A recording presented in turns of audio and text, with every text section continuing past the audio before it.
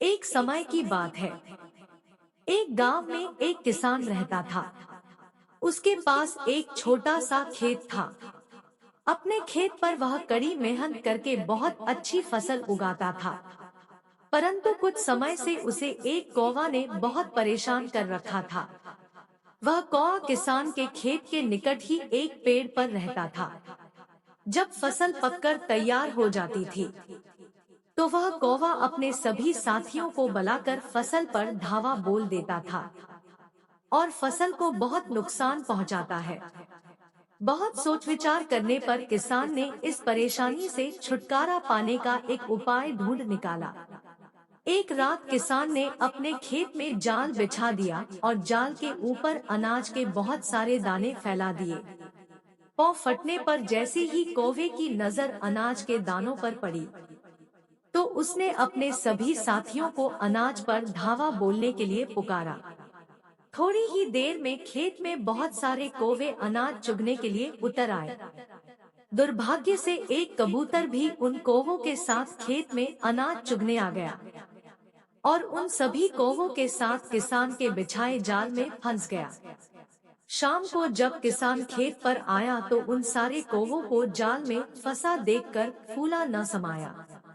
वह बोला, दुष्ट पक्षियों, तुमने मेरी फसल को बहुत नुकसान पहुंचाया है। मेरी खून पसीने की कमाई पर तुम हमेशा हाथ साफ करते रहे। आज तुम्हें अपने किए की सजा मिलेगी। दोबारा कोई भी कौवा इस प्रकार का दुस्साहस नहीं करेगा। तभी किसान को गुटरगू की आवाज सुनाई दी। आवाज सुनते ही किसान ने जाल पर एक नजर दौड़ाई।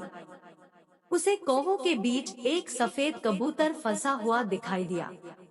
कबूतर बहुत डरा हुआ था। किसान को कबूतर पर बहुत दया आई, क्योंकि वह जानता था कि कबूतर निर्दोष है और आज गलती से कौवों के साथ आ गया है।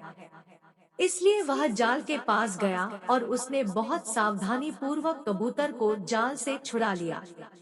फिर वह कबूतर से बोला, कभी भी दुष्ट पक्षियों की संगत में मत रहो। ये कुसंगति का ही परिणाम था कि तुम भी जाल में फंस गए। कुसंगति का नतीजा हमेशा बुरा होता है।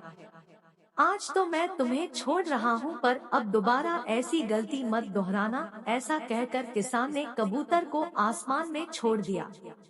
उड़ते हुए कबूतर ने किसान को धन्यवाद कहा।